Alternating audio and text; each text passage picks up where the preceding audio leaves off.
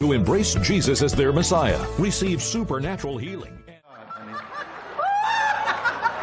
Fill her with joy, Jesus. Who embrace Jesus as their Messiah receive supernatural healing. Fill her with joy, Jesus.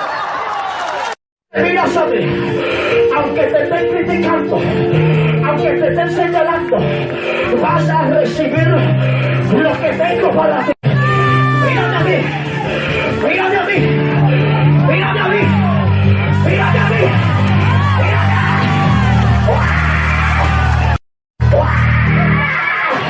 ¡Ay, Dios mío, ganando Dios! ¡Ay, Dios mío! ¡Shaladia, baba! ¡Shaladia, baba! ¡Shaladia!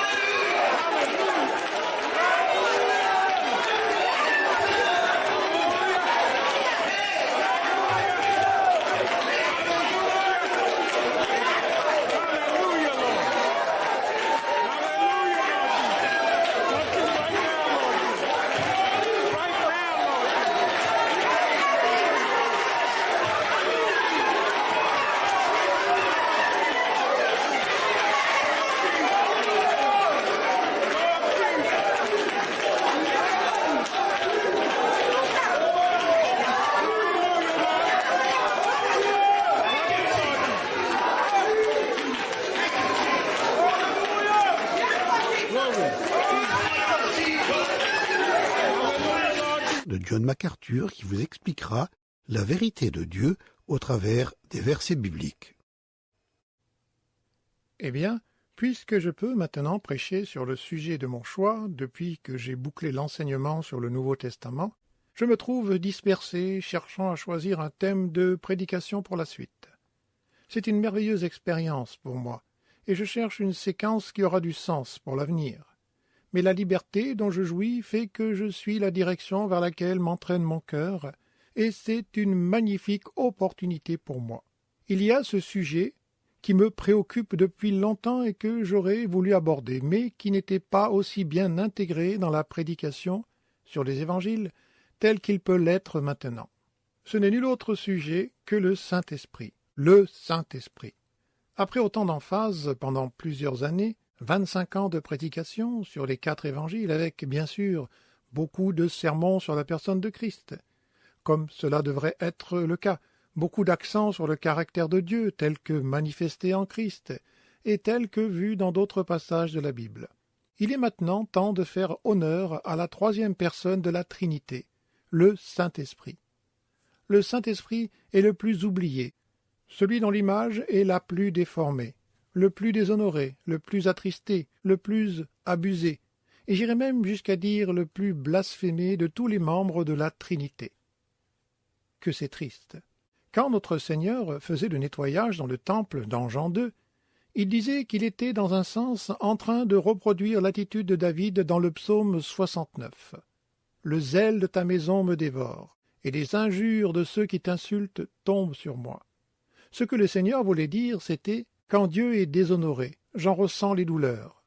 Vous avez transformé la maison de mon Père, qui est supposée être une maison de prière, et vous en avez fait une tanière de voleurs. Vous avez profané la maison de mon Père. Vous avez blasphémé contre le nom de mon Père. Vous avez déshonoré mon Père. » Je peux dire que j'ai éprouvé le même sentiment pour ce qui est du Saint-Esprit. Oui, je suis attristé quand Dieu est déshonoré. C'est une tristesse constante. Je m'attriste quand Christ est déshonoré. Malheureusement, dans l'Église chrétienne évangélique contemporaine, les gens hésitent à déshonorer le nom de Dieu et le nom de Christ, mais ils se croient libres de déshonorer et d'abuser le Saint-Esprit. Apparemment parce que c'est amplement toléré. je ne m'érige pas ici en défenseur du Saint-Esprit. Il peut se défendre lui-même. Je voudrais tout simplement dire que les injures de ceux qui insultent son saint nom tombent sur moi aussi, et cette pratique est particulièrement courante dans les églises d'obédience, pentecôtistes et charismatiques, qui pensent avoir toute la liberté d'abuser du Saint-Esprit et même de blasphémer contre son saint nom. Et ils le font constamment. Comment le font-ils? En attribuant au Saint-Esprit les paroles qu'il n'a pas dites, les actes qu'il n'a pas posés, les expériences qu'il n'a pas produites, en attribuant au Saint-Esprit des œuvres qui ne relèvent pas de lui. D'innombrables expériences humaines, expériences émotionnelles bizarres, voire démoniaques, sont attribuées au Saint-Esprit. Des visions, des révélations, des voix venant du ciel, des messages reçus de l'Esprit par des moyens transcendantaux, des rêves, des langues, des prophéties, des expériences hors du corps, des voyages au ciel, des onctions, des miracles. Tout faux, tous des mensonges, tous des tromperies. Et ils sont à tort attribués au Saint-Esprit. Vous possédez suffisamment d'informations pour savoir que Dieu ne veut pas être adoré par des voix illégitimes. Dieu veut être adoré pour qui il est, pour ce qu'il a fait, tel qu'il l'a déclaré. C'est une saison ouverte pour abuser du Saint-Esprit, pour déshonorer outrageusement le Saint-Esprit, prétendant qu'il dit et fait et génère des choses qui n'ont absolument rien à voir avec le Saint-Esprit. C'est un mouvement dangereux. C'est honteux et dangereux de couvrir le Saint-Esprit de tels abus. En fait, la seule idée de déshonorer le Saint-Esprit devrait terrifier toute personne sensée. Je pense que les gens semblent moins intéressés à dire que Dieu fait ou dit certaines choses, que Christ fait ou dit certaines choses, qu'à dire que le Saint-Esprit a fait ceci, le Saint-Esprit a dit cela, le Saint-Esprit produit et génère ceci ou cela, à tel point qu'il ne semble pas avoir de restriction aux choses qui sont attribuées au Saint-Esprit. Un moyen de percevoir cette réalité serait de faire un contraste avec le récit de Matthieu 12, par exemple. Les leaders d'Israël avaient commis le péché impardonnable. Et qu'est-ce que c'était? Ils avaient attribué à Satan les œuvres du Saint-Esprit. Vous souvenez-vous? Ils avaient attribué à Satan l'œuvre du Saint-Esprit dans Matthieu 12, des versets 31 à 32. C'est le contraire qui se passe de nos jours. Attribuer au Saint-Esprit les œuvres de Satan, voilà ce qui se passe. Attribuer au Saint-Esprit les œuvres de Satan. Satan est vivant et à l'œuvre par des tromperies, des faux miracles, des théologies erronées, des visions mensongères, des rêves mensongers, des révélations mensongères, des faux enseignants qui se sont lancés dans l'enseignement pour l'argent, le pouvoir et l'influence. Satan est bel et bien vivant, et ses œuvres sont attribuées au Saint-Esprit. C'est un blasphème grave, tout comme attribuer à Satan les œuvres du Saint-Esprit est un blasphème grave. Je ne pourrais même pas commencer à vous donner toutes les illustrations. Vous en avez suffisamment dans votre tête. Vous pouvez allumer votre téléviseur et en voir une litanie pour en choisir. Afin d'accorder de la crédibilité à toutes ces choses, à tous ces mensonges, il les identifie au Saint-Esprit, comme si ce fût un cadeau, comme s'il n'y avait aucun prix à payer pour un tel blasphème. La dernière à la une, je ne vous ferai qu'une illustration, qui gagne du terrain et qui fait désormais partie des informations nationales, est une nouvelle forme de charismatisme, insultant le Saint-Esprit, qui se fait appeler la nouvelle réforme apostolique. La nouvelle réforme apostolique n'est pas un nouveau mouvement. Elle n'est pas apostolique. Elle n'est même pas une réforme, en passant. C'est comme des pépins de raisin. Ce n'est ni des pépins, ni des raisins. C'est comme la science chrétienne. Elle n'est pas chrétienne et elle n'est pas scientifique non plus. Eh bien, la nouvelle réforme apostolique n'est ni nouvelle, ni apostolique, ni une réforme. C'est un mouvement d'une expansion rapide qui se propage par de faux enseignants et de faux leaders de la charismatisme, depuis des décennies, déshonorant constamment le Saint-Esprit, déshonorant sans cesse les Écritures, réclamant toujours des signes miraculeux, des prodiges, des visions, des rêves. C'est du Peter Wagner, des prophètes du Kansas, avec Mike Bickle, Cindy Jacobs ou Lou Angel, la liste est longue. Le mouvement connaît une propagation tellement rapide au point qu'il possède déjà un réseau qui couvre les 50 États. C'est une nouvelle forme de charismatisme. On dirait une sorte de stéroïde. Un auteur disait que c'est du charismatisme injecté d'adrénaline. Voici leurs arguments de base. Le Saint-Esprit leur a révélé qu'en 2001, nous sommes entrés dans la deuxième ère apostolique. Nous sommes entrés dans la deuxième ère apostolique en 2001. Qu'est-ce que cela veut dire? Cela veut dire que les offices longtemps perdus, tels que le prophète et l'apôtre du Nouveau Testament, ont été restaurés. Le Saint-Esprit a donné le pouvoir de prophétiser et l'autorité d'un apôtre à certaines personnes de cette génération de l'Église contemporaine depuis 2001. Je trouve bizarre que le Saint-Esprit fasse pareil don à des personnes dont la théologie n'est pas biblique et complètement aberrante. Je suis sûr que le Saint-Esprit n'authentifie pas les faux docteurs, et donc nous savons que cela ne vient pas du Saint-Esprit, mais c'est ce qu'ils prétendent. Et c'est le Saint-Esprit qui est blâmé pour tout. C'est la nouvelle tendance. Par exemple, ils auraient une autorité égale à celle des apôtres. Ils auraient la même puissance que celle des apôtres par le Saint-Esprit pour accomplir des miracles et exercer cette puissance, et ce depuis 2001. Certains d'entre eux sont de la catégorie des prophètes et d'autres de la catégorie des apôtres. Ils proclament que le Saint-Esprit leur révèle avec la même autorité que celle des apôtres. Cette autorité et cette puissance ont été démontrées dans le monde parce que l'un des apôtres aurait mis fin à la maladie de la vache folle en Allemagne, selon ses dires. Ce mouvement se caractérise par un comportement bizarre et extrêmement extatique. C'est le sensationnalisme à outrance, toutes sortes de comportements et révélations insensées. Peter Wagner est le père de ce mouvement. Il est de son habitude d'être impliqué dans toutes sortes d'autres aberrations depuis des années, comme le fondement du mouvement de la croissance de l'Église, qui a conduit à la naissance du mouvement du pragmatisme, qui, comme cela est su de tous, est présent un peu partout. Leur influence est croissante et a touché depuis peu, déjà, le domaine politique. Je vous dirai comment. Il s'est tenu il y a quelques semaines un petit déjeuner de prière dans la ville de Houston, au sujet duquel vous avez dû lire des articles dans les journaux. Ce fut un événement financé par la nouvelle réforme apostolique. Leurs dirigeants et leurs invités, et leur orateur principal était Rick Perry, candidat du Parti républicain aux élections présidentielles. 2 pasteurs coordonnaient cet événement sponsorisé par la nouvelle réforme apostolique.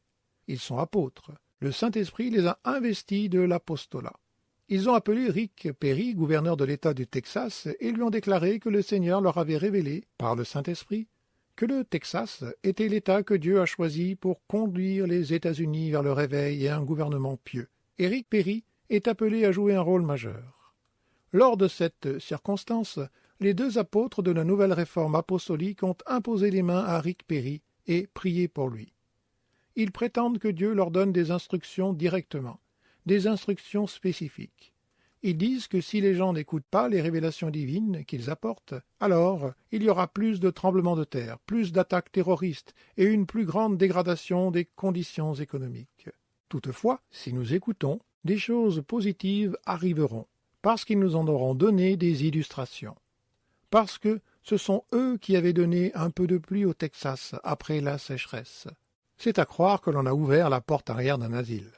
L'un de ces apôtres affirme que le parti des démocrates est dirigé par Jézabel, et 3 autres démons moins influents. Il voit des démons dans les lieux publics. Il se lance dans une confrontation avec ces démons suivant des rituels bien élaborés, du fer à marquer, des piquets, du fil à plomb. Ils ont fait le tour de l'État du Texas, frappant des piquets au sol, marquant certains objets et réclamant l'appartenance de tout le Texas à Dieu. L'un d'eux dit, et je cite, « Nous sommes appelés à dominer le monde. » Ils sont allés dans toutes les loges maçonniques du Texas pour en chasser le démon de Baal, parce que c'est le démon de Baal qui contrôle la franc-maçonnerie. En 2009, ils ont tenu une réunion à Houston. Sous l'onction du Saint-Esprit, Jézabel est devenue visible. Ils l'avaient vue. Une femme appelée Alice Patterson, un des apôtres, est auteur d'un livre intitulé « Bridging the Racial and Political Divide », qui a tout l'air d'un manuel politique publié en 2010.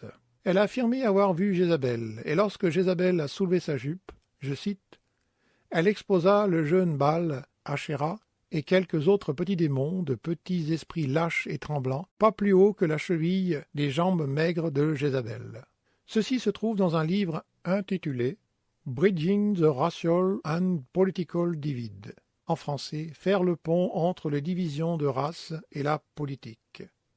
Tout ceci est attribué à l'œuvre du Saint-Esprit, qui les révélerait toutes.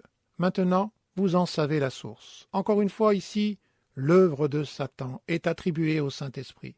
J'ignore ce que Rick Perry sait ou non de tout ceci.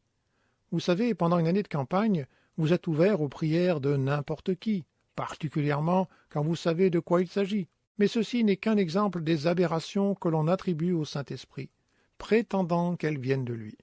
C'est une forme terrifiante de blasphème contre le Saint-Esprit. Il existe d'autres formes, mais c'est la dernière en vogue dans les médias. Je me souviens, dans les premières années du ministère, pendant et après ma sortie du séminaire, pendant plusieurs années, j'ai voyagé. J'ai eu à prendre la parole pour m'adresser à des groupes de jeunes, des groupes d'étudiants, différents autres groupes et ministères de jeunes, ainsi que des ministères dans les églises. Inévitablement, l'un des thèmes que tout le monde voulait que j'aborde était le ministère du Saint-Esprit. C'était fréquent. J'enseignais constamment sur le ministère du Saint-Esprit. Tout le monde posait des questions sur la sanctification. Comment me débarrasser du péché? Comment puis-je progresser spirituellement? Comment puis-je grandir pour être comme Jésus-Christ? Comment puis-je me séparer du monde? Comment puis-je triompher de la tentation? Quelle est la voie? Comment puis-je manifester le fruit de l'esprit? Comment puis-je marcher dans l'esprit pour ne pas accomplir les œuvres de la chair? Ils étaient tout simplement en quête de cette sanctification de l'Ancien Testament, et ces questions étaient posées par des jeunes. C'était fréquent. J'allais de conférence en conférence dans les campus et autres endroits, m'adressant aux étudiants, et le sujet était toujours le même. Comment être sanctifié? Comment devenir comme Christ? Comment vaincre le péché dans ma vie? Comment grandir dans la grâce et la connaissance de Christ? Que veut dire être rempli du Saint-Esprit? Que veut dire être baptisé du Saint-Esprit? Scellé par l'Esprit? Être la mesure de l'Esprit? Quel est le rôle du Saint-Esprit dans ma vie? On ne me le demande plus. Cela ne semble même plus être un sujet de conversation. Cela ne semble plus être un sujet préoccupant pour personne. Le mouvement charismatique a volé le Saint-Esprit et en a fait un veau d'or. Et il se trémousse autour du veau d'or, comme s'il était le Saint-Esprit. C'est une fausse forme du Saint-Esprit. Ils ont exploité le Saint-Esprit et ont demandé à le faire d'une manière libre de toute critique. Personne ne peut rien dire à leur encontre, ce serait de la division, un manque d'amour, et ce serait agressif. Voilà pourquoi Benny Hinn a dit de moi, « Si je pouvais, je prendrais la mitraillette du Saint-Esprit pour lui exploser la tête. » Il ne vous est pas permis de remettre en question ce qu'ils disent du Saint-Esprit. Ils ont coopté le Saint-Esprit, et ils ont demandé à le faire sans être critiqués, confrontés, et ils continuent avec leur exploitation. Les témoignages prouvant la nature du Saint-Esprit sont ignorés, réprouvés, parce qu'ils pourraient entraîner la division, car ils ne vont pas apprécier, et quelqu'un pourrait en être offensé. Ainsi donc, la version charismatique du Saint-Esprit est ce veau d'or qui n'est pas Dieu. Ce n'est pas Dieu, le Saint-Esprit, mais une fausse création, une idole autour de laquelle ils exercent leur danse de déshonneur. Et nous y voilà, intéressés par la théologie réformée, emportés par cette nouvelle vague évangélique, et on parle très peu du Saint-Esprit. Le Saint-Esprit fait à peine l'objet des conversations. Plus de doctrine rigide sur la sanctification, plus d'ardent désir pour le Saint-Esprit, la séparation du monde. En fait, même, il me semble que ce nouveau mouvement évangélique est de plus en plus mondain. Il semble être indifférent à l'œuvre du Saint-Esprit. Vous savez, si vous avez la bonne version de l'Évangile, que vous pouvez accéder gratuitement à toute chose, il y a très peu d'intérêt à parler de ce qu'est le baptême du Saint-Esprit, de ce que veut dire être rempli du Saint-Esprit, être scellé par le Saint-Esprit. Que veut dire marcher dans l'Esprit pour ne pas accomplir ses désirs de la chair? Que signifie la séparation biblique, la sanctification personnelle, la sanctification? Les gens ne semblent pas y accorder beaucoup d'intérêt. Là où il y a le Saint-Esprit, il y a l'humilité. Chaque fois que vous voyez qu'on exalte un homme, cela ne relève pas du Saint-Esprit. Là où le Saint-Esprit œuvre, Jésus-Christ est élevé, et toute autre personne disparaît. Depuis le début de l'histoire de l'Église, c'est le mouvement qui fait augmenter le plus notre orgueil. Pourquoi? Parce qu'il y a plusieurs moyens d'imposer votre présence aux gens sur toute la planète. Il est facile en ce moment pour les orgueilleux de maximiser leur orgueil. Les gens ne semblent plus accorder d'intérêt à l'œuvre et au ministère du Saint-Esprit. Il y a même une tolérance à une vision hérétique du Saint-Esprit, J'imagine c'est ce que vous appelez le modalisme. Je sais que c'est un terme technique, mais c'est simplement pour dire qu'il n'y a qu'un Dieu.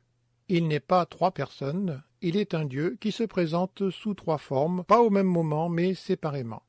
Parfois il est le Père, d'autres fois il est le Fils, et d'autres fois encore il est le Saint-Esprit. Il n'est jamais trois en un. C'est la vision de Thomas Dexter Jakes, par exemple. Le sabellianisme, le modalisme, cela ne semble pas gêner plusieurs d'avoir un Dieu qui n'est pas le Dieu de la Bible, d'avoir une vision hérétique du Saint-Esprit, autant que sa vision du Père et du Fils. Nous devons bien comprendre la Trinité, et nous devons rendre au Saint-Esprit l'adoration qui lui revient, tout comme nous le faisons pour le Fils et pour le Père. Ces choses occupent depuis un moment ma pensée, et beaucoup d'autres choses en plus, mais j'imagine que vous saisissez le message. Et nous n'avons pas encore vraiment scruté le ministère du Saint-Esprit pour voir ce pourquoi nous devons l'adorer, et sur quoi nous devons nous focaliser quant à la louange et l'honneur qui lui sont dus. Le désintéressement au Saint-Esprit est ce qui a favorisé la montée du pragmatisme. Nous avons remplacé le surnaturalisme, le ministère du Saint-Esprit, par le pragmatisme. Nous avons commis le péché des Galates. Dans Galates, Paul dit « Après avoir commencé par l'Esprit de Dieu, est-ce en comptant sur vos propres ressources que vous allez parvenir à la perfection ?» En d'autres termes, il n'est pas possible d'être sauvé, si ce n'est par l'œuvre du Saint-Esprit. Maintenant que vous êtes sauvé, êtes-vous dominé par la chair? Vous allez tout accomplir par la chair? L'orgueil l'a emporté sur l'humilité, et c'est un affront au Saint-Esprit. Où sont les doux de cœur et les humbles? Là où est le Saint-Esprit, Christ est exalté. Ce ne sera que Christ, et encore Christ seul qui recevra toute la louange, tout l'honneur et toute la gloire. Le Saint-Esprit est attristé quand Christ n'est pas exalté. Son œuvre est éteinte quand la chair est élevée.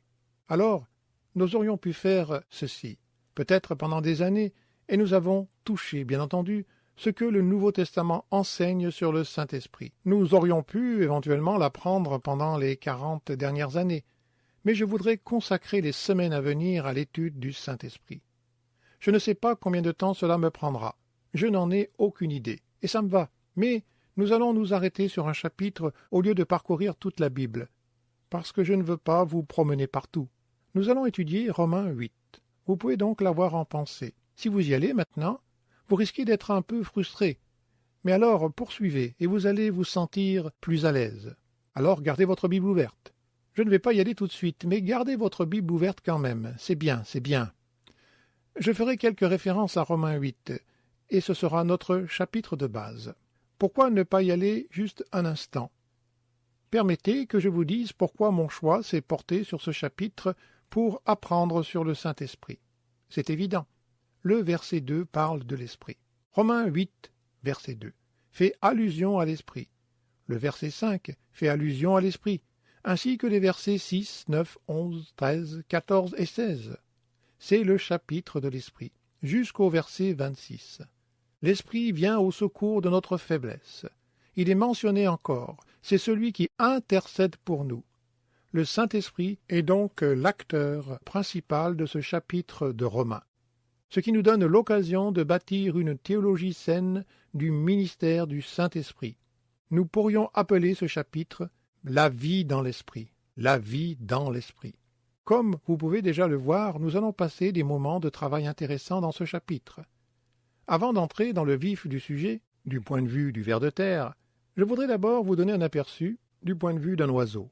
Le Saint-Esprit n'est pas une force impersonnelle. On ne se réfère pas à lui comme à un objet. Le Saint-Esprit n'est pas une influence. Le Saint-Esprit n'est pas une sorte d'énergie qui émane de Dieu. Le Saint-Esprit est Dieu, un membre de la Trinité, une personne complète, l'essence même de Dieu, ayant une entité et une personnalité propre. La Bible est claire là-dessus. Il est égal en nature et en attribut au Père et au Fils. Il n'est diminué en aucun sens. Il est pleinement Dieu, autant que le Père et le Fils le sont. Il a une personnalité. Parfois les gens parlent du Saint-Esprit comme d'un objet. C'est inapproprié. Il possède un intellect, des émotions et une volonté. Les preuves de cette affirmation sont nombreuses dans la Bible. Par exemple, il sait les choses profondes de Dieu. 1 Corinthiens 2. En d'autres termes, il sonde toute la profondeur de la connaissance divine. Il a autant de connaissances que le Père et le Fils. Ceci se trouve dans 1 Corinthiens 2. Il aime les saints et son amour est égal à l'amour qui caractérise le Christ et Dieu. Romains 5, verset 5. Il fait des choix divins, des choix souverains. Dans la première épître aux Corinthiens, au chapitre 12 et au verset 11, il décide de ce qu'il donne à chaque chrétien en ce qui concerne des capacités et des dons spirituels. Il parle, il dit toujours la vérité. Il prie pour nous, Romains 8, comme nous le verrons au verset 26. Il nous enseigne toutes choses. Il est l'onction qui vient de Dieu, Jean 14, première épître de Jean, chapitre 2, pour que nous n'ayons pas besoin d'un enseignant humain parce qu'il nous enseigne tout. Jean 16, verset 13, dit qu'il nous guide. Ici, dans Romains 8, il dit qu'il nous conduit. Tous ceux qui sont conduits par l'Esprit de Dieu sont fils de Dieu. Il commande. Ces commandements sont donnés, par exemple, dans Actes 16, des versets 6 à 7. Il communie avec nous. Dans la deuxième épître aux Corinthiens, au chapitre 13 et au verset 14, Paul parle de la communion du Saint-Esprit. Éphésiens 4, verset 30, dit qu'il peut être attristé. Tout ceci renvoie à une personne. Il peut être attristé. Acte 5, 3 dit qu'on peut lui mentir, comme Ananias et Saphira l'avaient fait. Pourquoi as-tu menti au Saint-Esprit? Il peut être éprouvé. Ce même passage, pourquoi tentes-tu le Saint-Esprit? Il peut être vexé, mis en colère. Vous direz peut-être, selon Ésaïe 63, verset 10, on peut lui résister. Acte 7, 51, pourquoi résistes-tu au Saint-Esprit? Et dans Marc 3, tout comme dans Matthieu 12, on peut blasphémer contre lui. 1 Thessaloniciens 5, verset 19, dit qu'il peut être éteint. Ses efforts peuvent être contrariés, obstrués.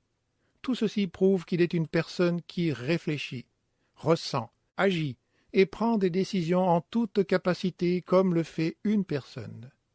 Il n'y a pas de doute sur sa déité, aucun doute qu'il est absolument Dieu.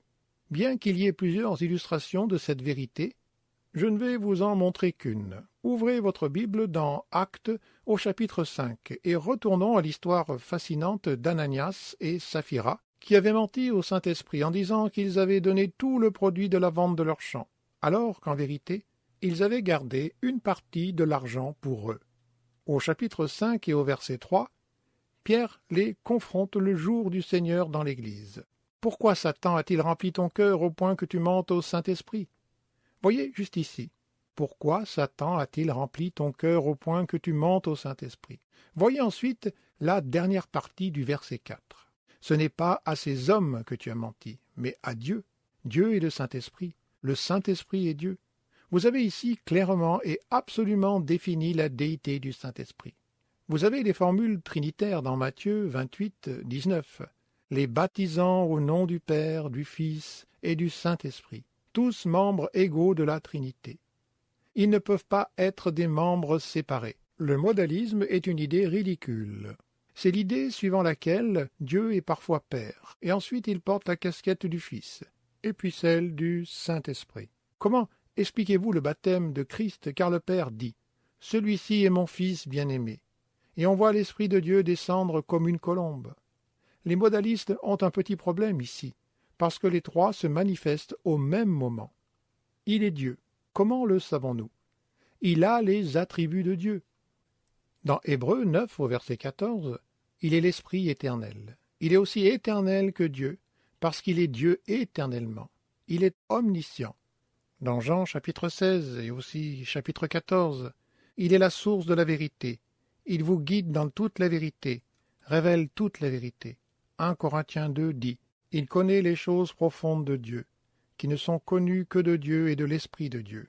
Il est donc éternel, il est omniscient, il est omnipotent. Il est omnipotent.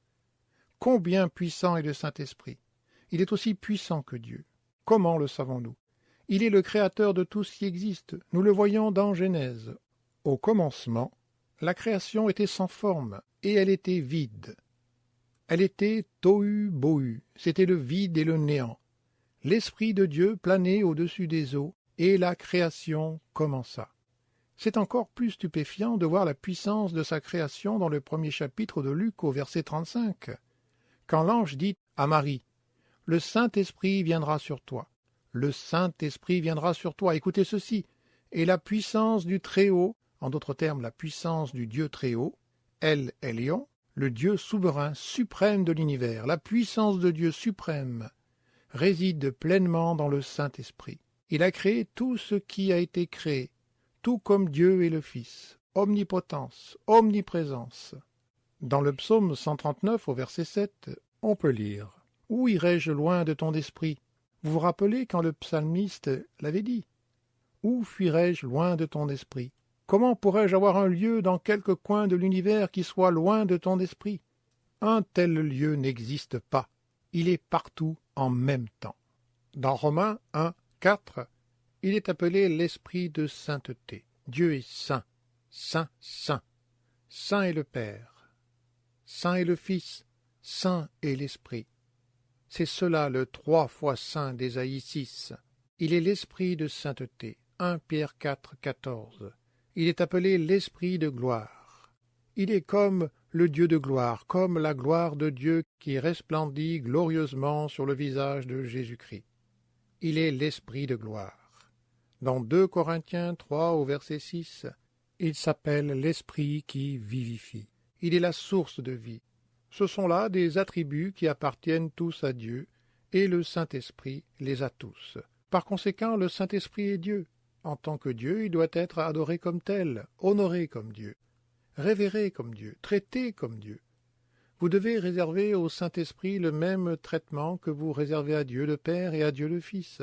Des gens ne semblent pas trouver de problème à blaguer et à se moquer du nom du Saint-Esprit. Si vous parlez des titres du Saint-Esprit, vous allez mieux comprendre. Parler des titres du Saint-Esprit apportera un peu plus à votre compréhension. Il est à plusieurs instances appelé Dieu. Je venais de vous le dire dans Actes au chapitre 5 et au verset 4. Plusieurs fois il est appelé Seigneur. Par exemple, dans 2 Corinthiens 3, 18. C'est un de mes versets préférés. Ceux qui me connaissent le savent. Tout y est dit. Je le lis. Nous contemplons comme dans un miroir la gloire du Seigneur. Nous sommes transformés en la même image de gloire en gloire, comme par le Seigneur l'Esprit. Le Seigneur l'Esprit. L'Esprit est le Seigneur. Il est appelé Dieu, et il est aussi appelé Seigneur. Des titres de la déité. Il y a encore d'autres titres qu'il porte. Il est appelé l'Esprit de Dieu. Dans Genèse 1, verset 2, il est écrit « L'Esprit de Dieu se mouvait au-dessus des eaux ». Dans Matthieu 3, verset 16, il est appelé l'Esprit du Seigneur. Dans Luc 4, il est appelé son Esprit, c'est-à-dire l'Esprit de Dieu.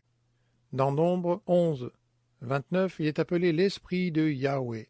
Dans Juge 3, 10, l'Esprit de l'Éternel Dieu. Dans Ésaïe 61, l'Esprit de votre Père. Dans Matthieu 10, 20, et l'Esprit du Dieu vivant. Dans 2 Corinthiens 3, 3, tous les titres de la déité lui sont conférés. C'est ce qu'il faut retenir ici. Il est appelé l'Esprit de Jésus dans Actes 16, verset 17, l'Esprit de Christ dans Romains 8, verset 9, dans Galates 4, 6, l'Esprit de son Fils, dans Philippiens 1, 19, l'Esprit de Jésus-Christ. C'est une indication claire qu'il est Dieu. Maintenant, plus j'y pense, et plus je médite sur ce sujet comme ces derniers jours, et plus j'ai mal au cœur en voyant comment le Saint-Esprit est maltraité. Je dis encore que je ne m'érige pas en défenseur du Saint-Esprit. Il peut se défendre tout seul, mais je suis là pour vous dire que vous n'êtes pas obligé de vous laisser entraîner dans cette moquerie du Saint-Esprit. Vous devez au contraire l'adorer pour qui il est. Quelquefois les gens me disent « Pouvons-nous adresser des prières au Saint-Esprit » ? Bien sûr, il est Dieu. N'est-ce pas seulement au Père qu'il faut adresser des prières? Non. Adressez vos prières au Père, au Saint-Esprit et au Fils. Pouvons-nous adorer le Saint-Esprit? Absolument. Prosternez-vous et adorez le Saint-Esprit de la même manière que vous le feriez pour Christ et le Père. Vous n'oseriez pas parler contre le Père, vous n'oseriez pas le faire contre le Fils. Alors, ne l'osez pas contre le Saint-Esprit non plus. N'attribuez à Dieu rien qui ne soit de lui. N'attribuez à Christ rien qui ne soit de lui, et n'attribuez au Saint-Esprit rien qui ne soit de lui. Si seulement nous pouvions le comprendre, l'Église en serait changée. Quand vous pensez aux œuvres du Saint-Esprit, Commencez par la création. Dans l'Ancien Testament, vous le voyez convaincre les gens.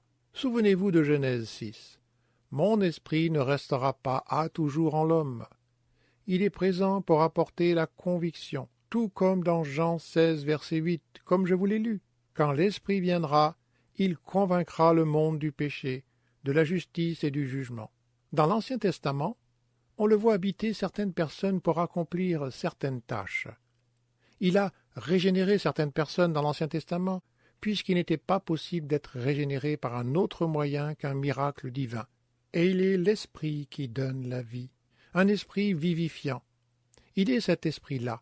Dans l'Ancien Testament, il est vu comme le Créateur, comme le Régénérateur de ceux qui croient. Il est vu comme celui qui convainc les hommes de péché. Il est vu comme celui qui rend les hommes capables de servir. Lisez Exode 31, Juge 3, Juge 6.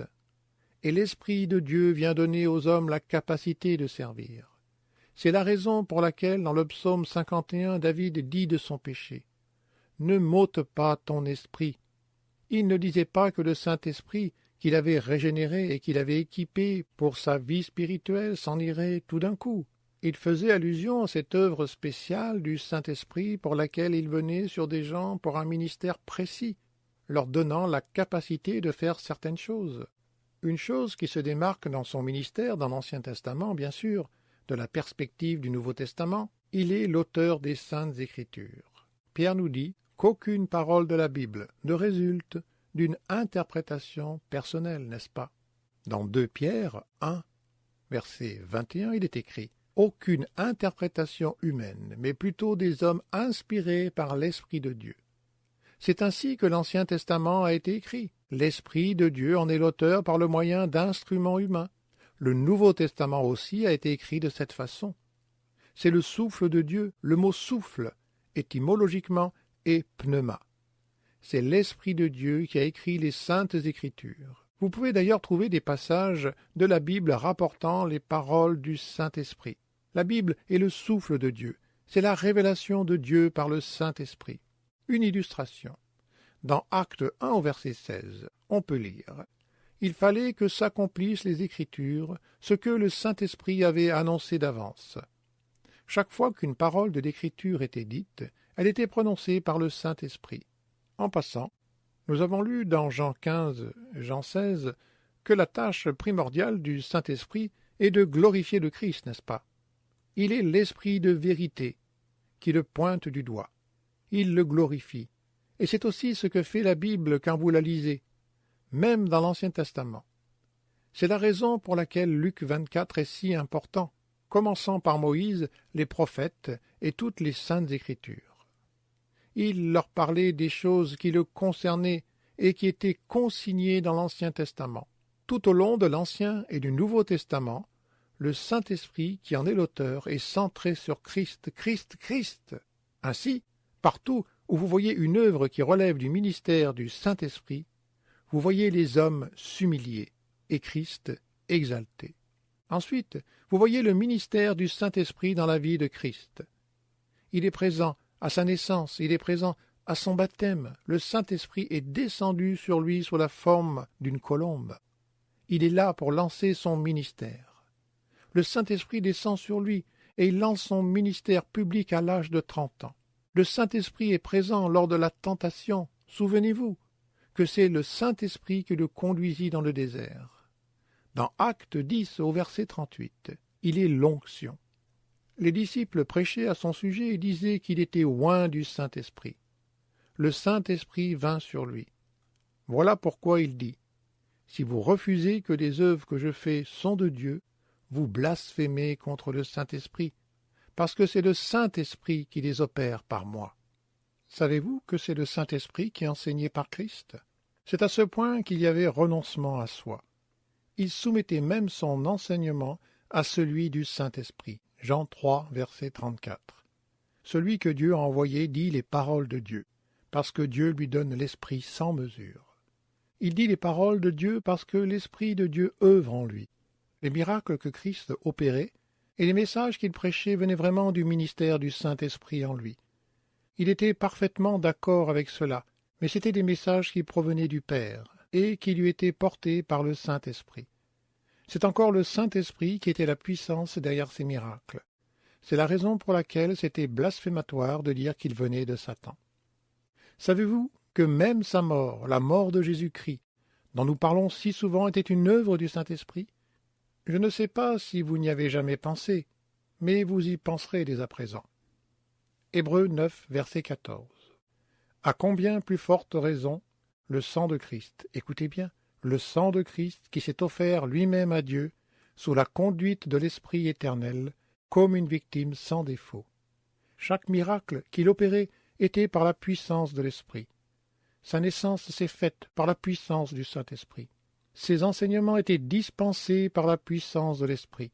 Sa mort a été par la puissance du Saint-Esprit. Que dire de sa résurrection? Êtes-vous toujours dans Romains 8? Regardez le verset 11. L'Esprit de celui qui a ressuscité Jésus d'entre les morts. Quand vous commencez à comprendre le ministère du Saint-Esprit, vous réalisez combien c'est incroyable, renversant, vaste, et nous n'avons même pas encore effleuré la partie qui nous concerne. Allons-y. Que fait-il dans le monde? Que fait le Saint-Esprit dans le monde? Il convainc de péché, de justice et de jugement. Genèse 6, verset 3. Il lutte avec les pécheurs. Il est la puissance de conviction. Selon 2 Thessaloniciens 2, 13 à 14. Il appelle les pécheurs. C'est un appel efficace. Le Saint-Esprit les appelle. Plus encore, il régénère. Jean 3. Vous devez naître de l'Esprit. Ainsi donc, dans le monde, il convainc, il appelle, il donne une vie régénérée et rend témoignage de la vérité de Christ. Actes chapitre 5, versets 30 à 32. C'est donc le ministère du Saint-Esprit qui est donné aux pécheurs. Il convainc le pécheur, il appelle le pécheur quand celui-ci comprend la gloire de Christ. Et ensuite, il régénère le pécheur. Ensuite, que fait-il dans la vie du chrétien? Il glorifie et exalte Christ par la parole, bien plus. Il élit domicile dans le cœur du chrétien. Verset 9 de Romains 8. L'Esprit de Dieu habite en vous. Paul dit dans 1 Corinthiens chapitre 6, « Vous êtes le temple du Saint-Esprit. Il habite en nous. » À ce point, nous devenons personnels. Éphésiens 5, 18 dit « Laissez-vous constamment remplir par l'Esprit. Il nous remplit, une affirmation de puissance, comme le vent remplit les voiles et fait avancer le navire. C'est une analogie. Il nous scelle, il nous met en sécurité. Éphésiens 1 dit « pour l'éternité ». Il nous inculque le fruit de l'Esprit, l'amour, la joie, la paix, la patience, la bonté, la bienveillance, la foi, la douceur, la maîtrise de soi. Il nous donne l'amour. Romains 5, 5. Il nous administre les dons de l'Esprit. Romains 12. 1 Corinthiens 12. Plusieurs dons équitablement distribués à son peuple. Il nous enseigne. Il nous conduit dans toute la vérité, nous guide dans la compréhension des Écritures, dans l'onction que nous tenons de Dieu, afin que nous sachions toutes choses. Romains 8, verset 26. Il prie pour nous. Galates 5, 17. Il combat notre chair et le péché en notre faveur. Jean 14, 16. Il nous réconforte. Romains 8, 14. Je l'ai mentionné plus tôt. Il nous dirige et nous conduit. Galates 3. Il nous sanctifie. Acte 1, verset 8. Il nous équipe pour l'évangélisation. Toutes ces choses sont faites par le Saint-Esprit. Nous devons connaître ces choses merveilleuses et riches. À un moment de l'histoire du ministère chrétien et de la pensée chrétienne, ces choses étaient d'une importance capitale. Essayez d'écrire un livre sur le ministère du Saint-Esprit de nos jours, et voyons si vous lui trouvez une place dans une librairie chrétienne. Vous perdrez certainement la bataille si vous essayez de combattre toutes les erreurs qui s'y trouvent, excepté l'un de nous ou ceux que nous pouvons influencer. Je n'attends à voir personne aller à l'encontre de cet abus criard sur le Saint-Esprit, mais je pense qu'en tant qu'Église et qu'en tant que chrétiens, nous devons honorer le Saint-Esprit comme il le mérite, et remplacer cette approche frivole et abusive, et pire encore, pour le sortir de l'ombre afin qu'il ne soit pas le membre lésé de la Trinité. qui ne reçoit jamais l'adoration qui lui est pourtant due. Avoir une vie chrétienne active est une œuvre du Saint-Esprit. Tout le ministère des dons spirituels, tout ce que je fais, tout ce que vous faites, tout ce que quiconque peut faire dans le royaume, dans le corps de Christ, et qui produit de l'effet ou un impact, quelque but, dessein ou réussite, est l'œuvre du Saint-Esprit. Comment pouvons-nous l'ignorer et le remplacer par des choses aussi farfelues qui le déshonorent?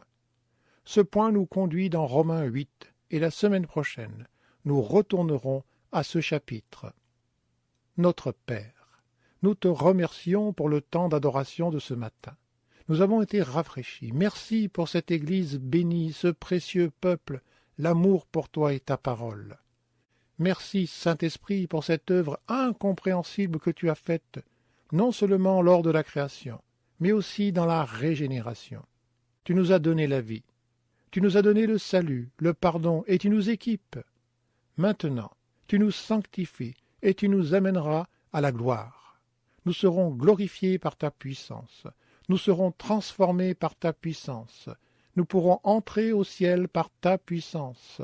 En attendant, tu es présent, et tu produis en nous du fruit. Tu revigores nos dons, et tu nous équipes pour l'évangélisation. Tu combats notre chair, et pries pour nous, et fais concourir toutes choses à notre bien. Tu nous sécurises et tu nous scelles pour le jour de la rédemption. Nous t'aimons. Nous t'honorons, nous t'adorons, nous t'exaltons. Nous sommes profondément attristés, comme tu l'es certainement quand on abuse de toi. Aide-nous, Seigneur, à être tout ce que nous devons être pendant que nous t'adorons, notre Dieu trinitaire, Père, Fils et Saint-Esprit. Puissions-nous t'adorer en vérité tel que tu l'es vraiment de toute notre force, aussi bien en louange qu'en obéissance. Que pouvons-nous dire, ô Saint-Esprit, pour tout ce que tu as fait pour nous et que tu continues de faire à cet instant même où nous parlons, et ce que tu feras encore jusqu'à ce que nous voyions Jésus face à face, et que par ta puissance nous serons rendus parfaits à son image. Nous t'adorons aujourd'hui et nous te prions d'être honoré non seulement dans nos vies et parmi nous, mais dans ton Église, par laquelle tu es à l'œuvre, l'Église par laquelle tu peux faire infiniment, abondamment, au-dessus de tout ce que nous demandons ou pensons, selon la puissance qui agit en nous, cette puissance qui a ressuscité Jésus d'entre les morts, ta puissance, ô Saint-Esprit béni. Démontre ta puissance dans ton Église et sois honoré et glorifié. Nous te prions. Amen.